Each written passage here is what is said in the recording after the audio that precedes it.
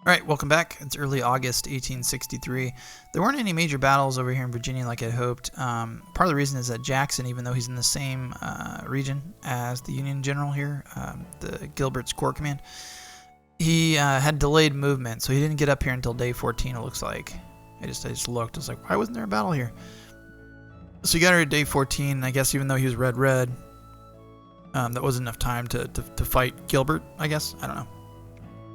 As you can see, he's kind of moved all of his troops now across back to the river to Alexandria, so he's got his almost 1,200 power force. Really, if you combine the three here, he's got 11 and then another 3,000 there. So, pretty robust army. It's almost, what, 14,000? And then he's got this 2,300 corps behind me. So what I'm trying to do is really what I was trying to do originally, right, is get him out of his entrenchment, get him moving. So I've done that. Now I've been able to basically put myself between his two armies. He's got McClellan's army here in Shenandoah, and he's got McDowell's army to my east.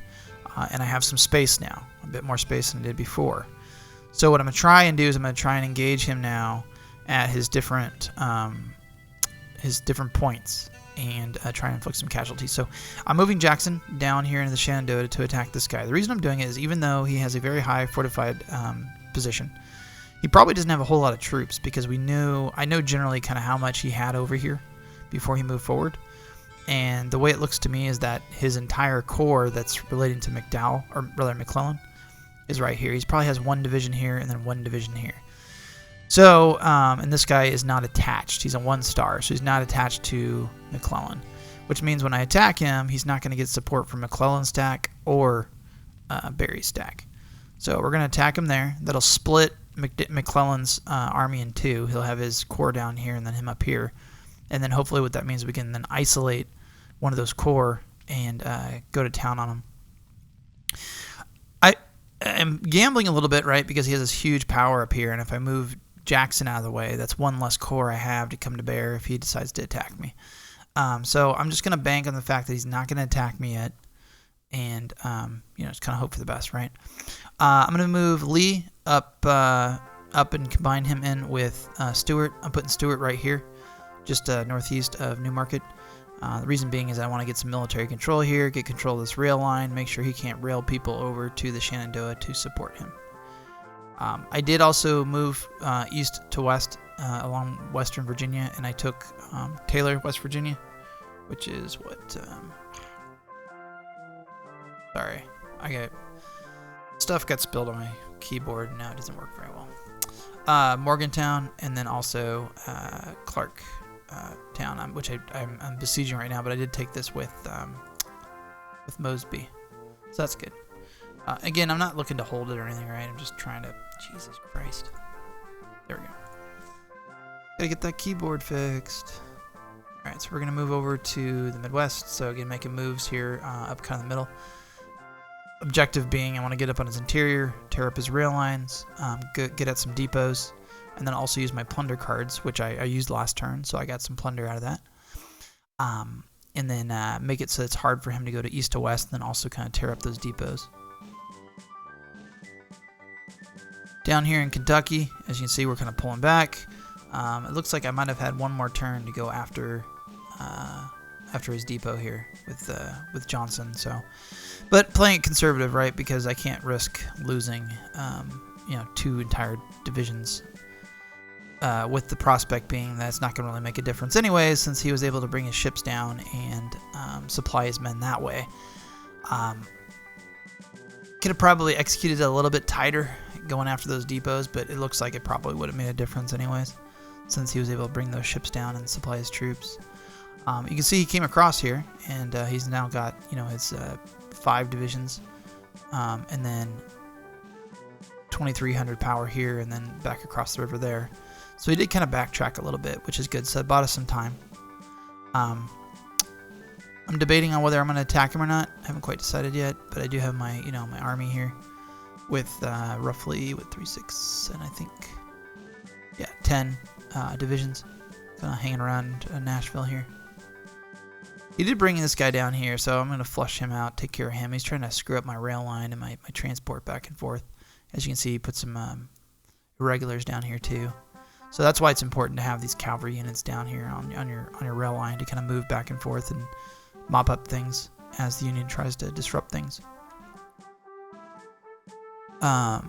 So again, Johnson's kind of moving back. I'm going to attack here because he moved this corps out of here. I'm guessing he took this corps and he's railing it up and around and down into Kentucky. I bet you that's what he's doing. So he moved Pope out of there. So we're going to move down here, take this, so that I can take this back, which is, I think New Madrid. And what that does then allows me to build Missouri troops again. So I'm going to try and build some Missouri units here. Hopefully I'll have an opportunity to do that and hold it long enough to build them. So I can build artillery and infantry there. Right now all I can do is Missouri militia. If I get this back, I can build Missouri artillery and infantry. So I'm going to try and get that and take this and just make it harder for him to come down the Mississippi when he decides to. I'm going to move over here to Arkansas real quick. So again, the frustrating thing over here, right, is he was able to cross the river with no combat, come in here, no combat. I didn't fight him. I ended up having to freaking retreat. And I retreated across the river of all things. So not, to this region directly to the east, but instead across the river. It's very frustrating. I'm not sure what is going on over here, why there was never any combat or anything. But my idea is I've got my fleet here, and hopefully it's cutting off his supply, and it's going to take him either too long to take this place. I am going to burn the depot here, by the way, as you can see. I'm going to burn the depot, and then hopefully what will happen is he'll be down here on this other side of the river, cut off from supply, run low on supply, and then I can attack him and hopefully catch him with very little supply, and then perhaps inflict some pretty significant casualties.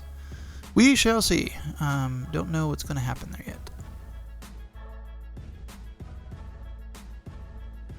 Don't think there's anything else here. We did get Stephen D. Lee this turn. He's an awesome general. 423 with artillery bonus.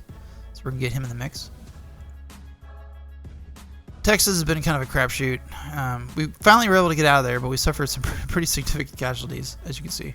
We got tore up.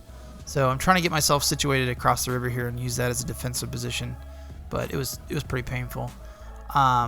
Before I go into this really quick, we got 3 victory points, but we lost.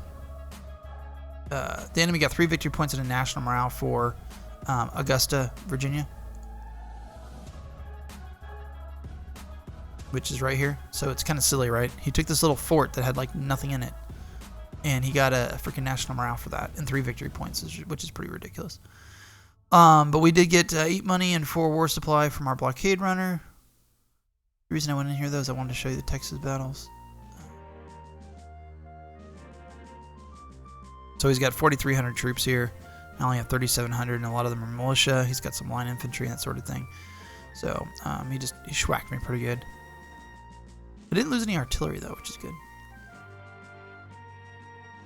But then it looks like there's another battle out here. Yep. Lost a little bit of artillery that time, but we didn't even have any ammo. That's probably the reason why we got beat so bad. And he also has 5,800 troops. So he did a pretty good job schwacking us over here in Texas. I'm not sure how that's going to evolve going forward. This was Bowling Green, so we got that back. I don't think I was able to destroy the depot here. I didn't realize I needed 5 days to do it, so that was an oops on my part. And there's another battle here where he attacked the militia, but no big deal. That was the fort right here that I was trying to destroy.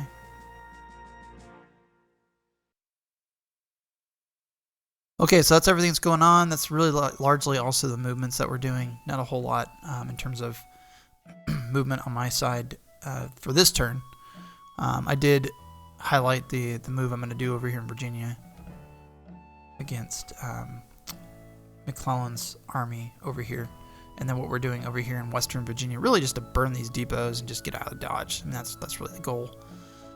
We're really not doing anything else over here.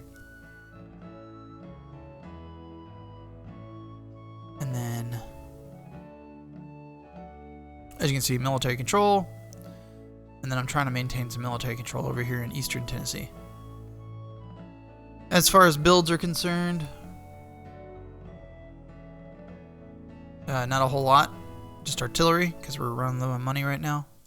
And then replacement chits, 5 on line infantry, cavalry, militia. So basically everything we got into that this turn. And then rail pull. We're going to raise taxes. So that's going to lower the inflation by 1%. So bring it down to 12. And get us $600,000, and then we're also going to issue war bonds, which are also going to give us $600,000, and then raise our inflation by 1%. So we'll have a lot of money to spend next turn. I'm going to let a couple more battles go on first before we look at the overall statistics of victory conditions and stuff. But I'm going to play the run the turn, and I'll be back. Late August 63. I'm getting a little frustrated because I jumped down here to the Shenandoah to attack his guy down there, and he got away. I don't know where he went. Looks like he went back to McClellan. Possibly. Oh, it's Gilbert. So Gilbert's corps, which was up here, appears to have railed over to McClellan. And then that extra division looks like he either jumped down here to Barry or went up to McClellan. But anyways, I didn't get to fight him, so I'm frustrated because I'm looking to fight. I'm trying to find a fight, and I can't. Every single turn, I just can't get a fight. So I'm going to move Jackson back up here to support Lee because I just don't know if he's going to attack me or not. He might attack me this turn. So from his vantage point, right, I've got 3 corps here. I've got Smith back here with 3 divisions. Then I've got, Longstreet and then finally Claiborne. But I'm going to move Claiborne up here to the Shenandoah to try and cut off either a retreat by McClellan or any kind of reinforcements he might bring in there.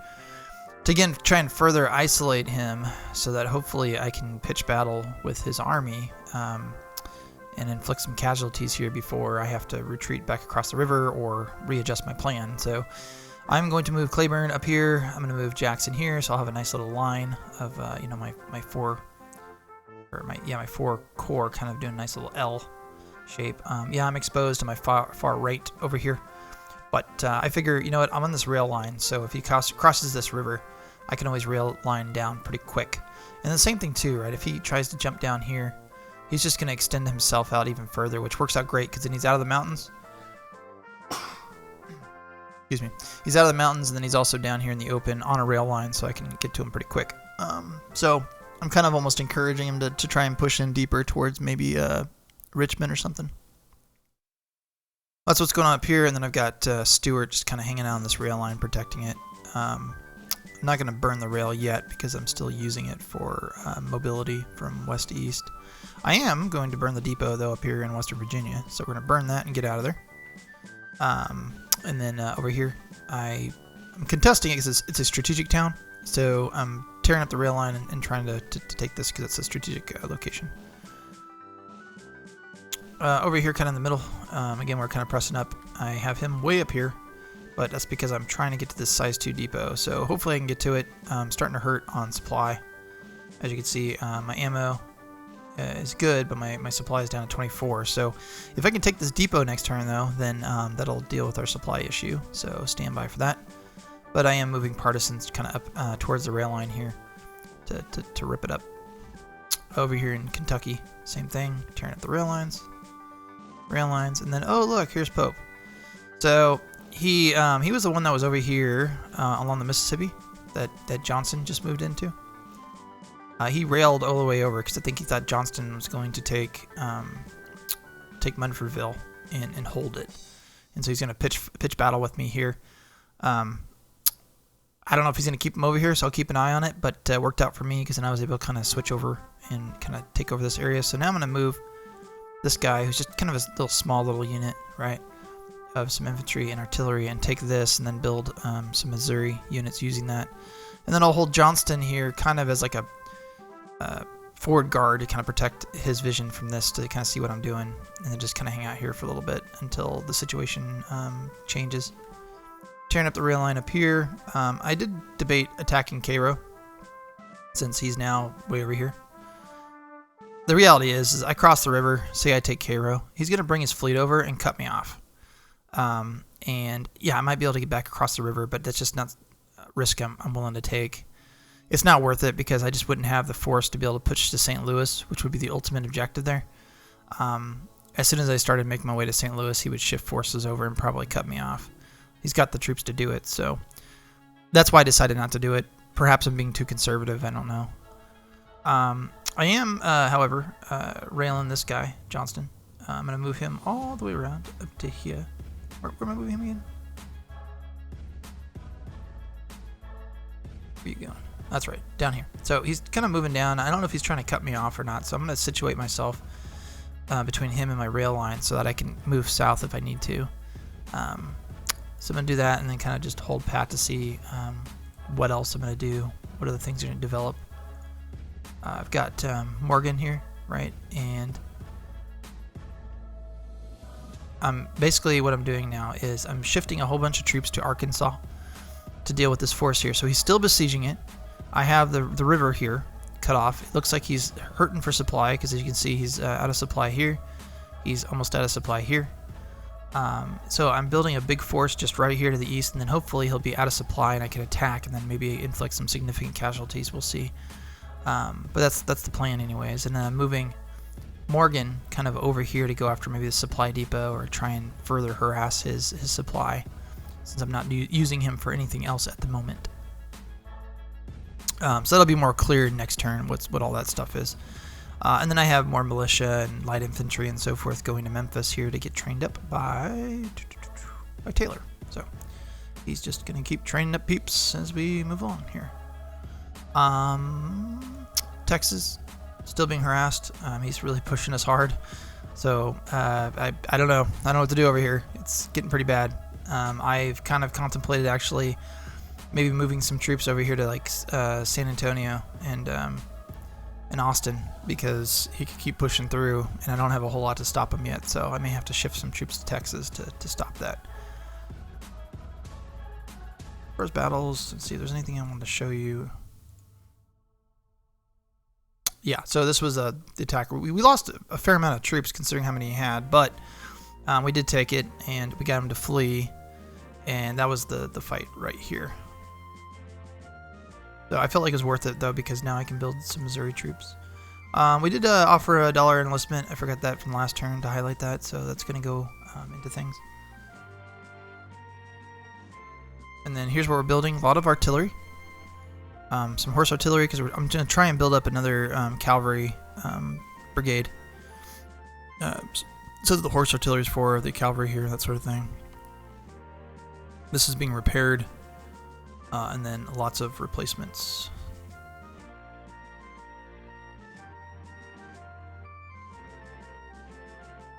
Alright, and then beyond that, not a whole lot else going on. Here's my fleets.